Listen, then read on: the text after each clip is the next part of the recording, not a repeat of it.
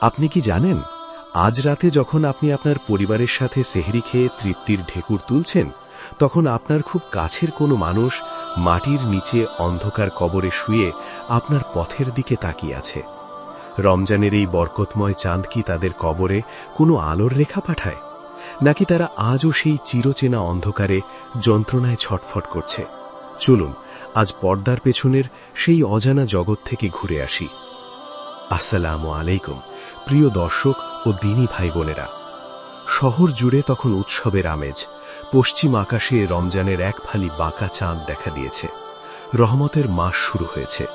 কিন্তু এই খুশির জোয়ার কি মাটির নিচের ওই অন্ধকার কুঠুরিতে পৌঁছায়, যেখানে সূর্যের আলো নেই, নেই কোনো আপনজনের স্পর্শ? হাদিসের পাতায় আর বুজুর্গদের বর্ণনায় পাওয়া যায় এক বিস্ময়কর সত্য। যখন রমজানের প্রথম চাঁদ উদিত হয়, তখন আরশের দিক থেকে এক করুণাময় ঘোষণা আসে।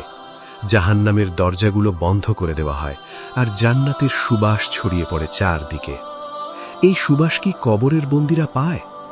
ইসলামী বর্ণনা অনুযায়ী রমজান মাস হল ক্ষমা ও মুক্তির মাস। অনেক আলেম ও বুজুর্গদের বর্ণনায় এসেছে, রমজান মাসে কবরের আযাব স্থগিত রাখা হয়। একটু কল্পনা করুন তো, যে মানুষটি সারা বছর তার গুনাহের বোঝায় কবরের সংকীর্ণতায় পিষ্ট হচ্ছিল, রমজানের চাঁদ দেখার সাথে সাথে তার ওপর থেকে কষ্টের পাহাড়টা সরিয়ে নেওয়া হয়। সে যেন দীর্ঘ এক শ্বাস ফেলার সুযোগ পায়। তারা কি জীবন ফিরে পায়? না, তারা আমাদের মতো দুনিয়াবী জীবন ফিরে পায় না, কিন্তু তাদের রূহ বা আত্মা এক অদ্ভুত চেতনার স্তরে থাকে। তারা শুনতে পায় ওপরের মানুষের হাঁটা চলার শব্দ, তারা অনুভব করতে পারে তাদের জন্য করা আপনার একটি ছোট্ট দোয়ার শীতলতা। কল্পনা করুন একজন বৃদ্ধ বাবা বা মা, যিনি গত বছরও আপনার সাথে ইফতারি করেছেন, আজ তিনি কবরের এক কোণে একা। তিনি কি কষ্টে আছেন? যদি তিনি ঈমানদার হন, তবে রমজান তার জন্য নিয়ে আসে জান্নাতের জানালা। কবরের মাটি যা তাকে চেপে ধরেছিল, তা যেন মায়ের কোলের মতো নরম হয়ে যায়। কিন্তু যারা গুনাহগার, তাদের জন্য এই বিরতিটুকু এক চরম আক্ষেপের সময়। তারা আফসোস করে বলে, হায়, আমি যদি আজ দুনিয়ায় থাকতাম, তবে একটি বার সুবহানাল্লাহ বলতাম। তারা শুয়ে থাকে না, তারা অপেক্ষা করে। কিসের অপেক্ষা?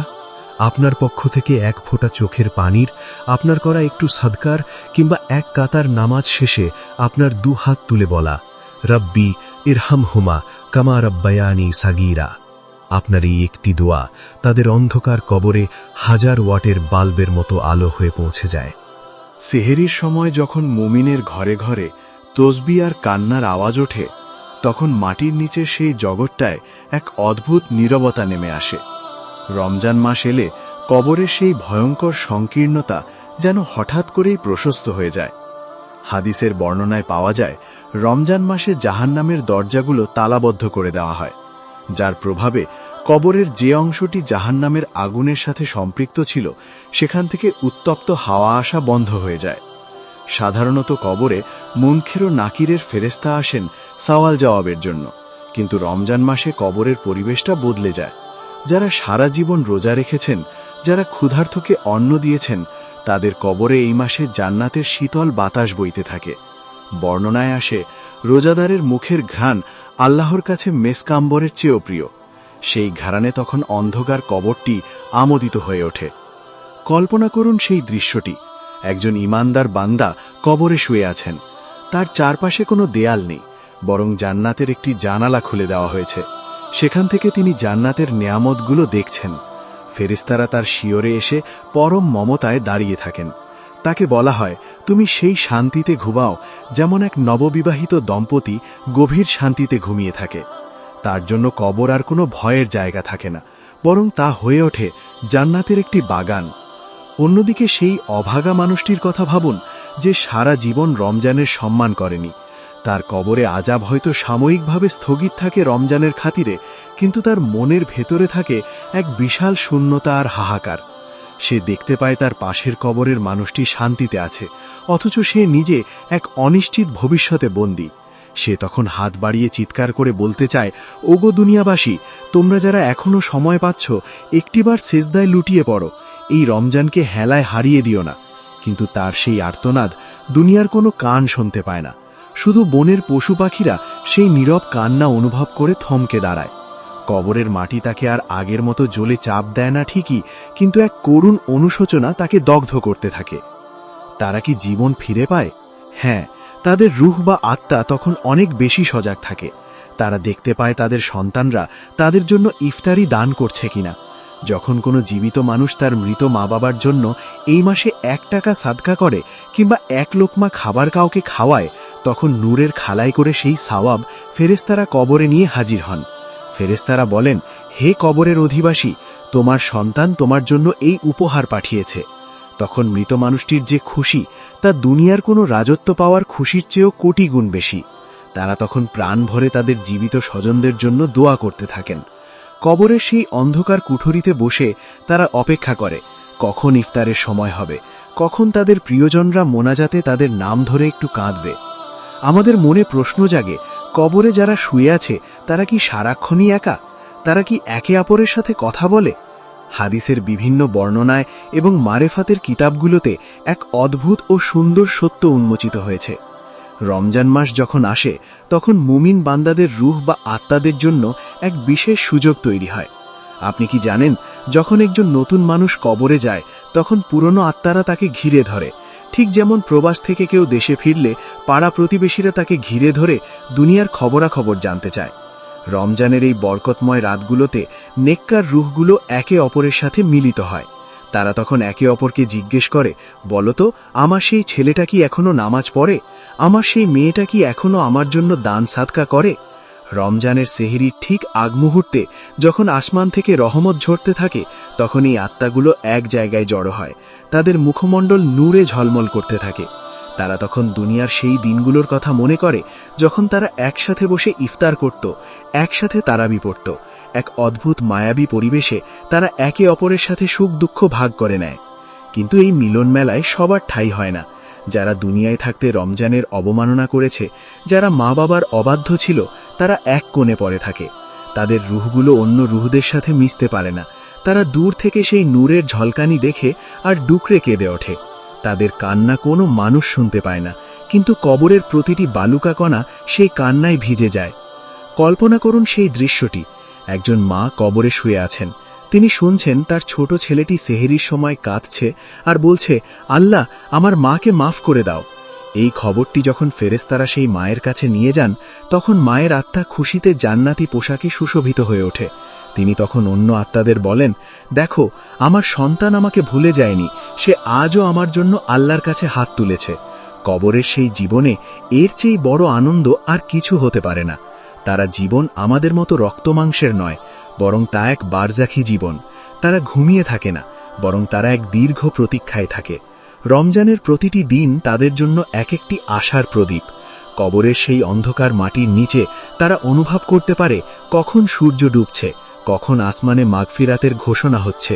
ফেরেশতারা যখন জান্নাতের সুসংবাদ নিয়ে তাদের কাছে আসেন, তখন তারা জিজ্ঞেস করেন, কিয়ামত হতে আর কত দেরি? আমি তো আমার রবের দিদার পেতে চাই। তাদের কাছে দুনিয়ার 1000 বছর যেন মাত্র কয়েক ঘন্টার ঘুমের মতো মনে হয়। বিশেষ করে রমজান মাসে তারা এক অদ্ভুত প্রশান্তিতে ডুবে থাকে, যেন তারা কোনো এক জান্নাতি ভ্রমণে বের হয়েছে। হাদিস ও বুজুর্গদের বর্ণনা অনুযায়ী লাইলাতুল কদরের রাতে আসমান থেকে যে নূর বা আলো বর্ষিত হয়, তা মাটির স্তর ভেদ করে কবরের গভীরে পৌঁছে যায়। যারা ঈমান নিয়ে কবরে গিয়েছেন, তাদের কবরগুলো এই রাতে জান্নাতের এক একটি টুকরোতে পরিণত হয়। ফেরেশতারা যখন দল বেঁধে পৃথিবী ভ্রমণ করেন, তখন তারা মুমিনদের কবরের পাশ দিয়ে যাওয়ার সময় সালাম পেশ করেন। একটু কল্পনা করুন, যে মানুষটি সারা বছর কবরের একাকিত্বে ছিল, আজ রাতে তার শিয়রে নূরের ফেরেশতারা এসে দাঁড়িয়েছেন। কবরের সেই সংকীর্ণ দেওয়ালগুলো যেন দিগন্ত বিস্তৃত হয়ে গেছে। তারা কি জীবন ফিরে পায়? এই রাতে তাদের রূহ বা আত্মা এক বিশেষ শক্তি পায়। তারা দেখতে পায় দুনিয়ার মসজিদে মসজিদে মানুষ কিভাবে কাঁদছে। তারা শুনতে পায় তাদের সন্তানরা যখন কান্নাকাটি করে বলে, হে আল্লাহ, কদরের এই রাতে আমাদের মা বাবাকে মাফ করে দাও। একটি অদ্ভুত মুক্তির ঘোষণা। এই রাতে অসংখ্য গুনাহগার বান্দাকে জাহান্নাম থেকে মুক্তি দেওয়া হয়। কবরের জগতেও এর প্রভাব পড়ে। অনেক পাপিষ্ঠ আত্মা যাদের কবরে আযাব হচ্ছিল, এই কদরের রাতের বরকতে তাদের আযাব চিরতরে উঠিয়ে নেওয়া হয়। ফেরেশতারা এসে তাদের সুসংবাদ দেন যে আজ তোমার উপর আল্লাহর বিশেষ রহমত নাজিল হয়েছে। তোমার সন্তান বা তোমার প্রিয়জনদের দোয়ায় আজ তোমার মুক্তি মিলেছে। কবরের সেই বিষণ্ণ মুখগুলো তখন নূরের হাসিতে উজ্জ্বল হয়ে ওঠে। কিন্তু এই আনন্দের মাঝেও এক বিশাল হাহাকার আছে। যারা দুনিয়ায় থাকতে এই কদরের রাতকে অবহেলায় কাটিয়েছে, যারা রমজান পেয়েও নিজেকে ক্ষমা করাতে পারেনি, তারা কবরে শুয়ে আজ চরম আফসোস করে। তারা দেখে পাশের কবরের মানুষটি নূরের আলোয় উদ্ভাসিত হয়ে জান্নাতের ঘ্রাণ নিচ্ছে, আর তারা নিজেরা এক অন্ধকার গহ্বরে বন্দী।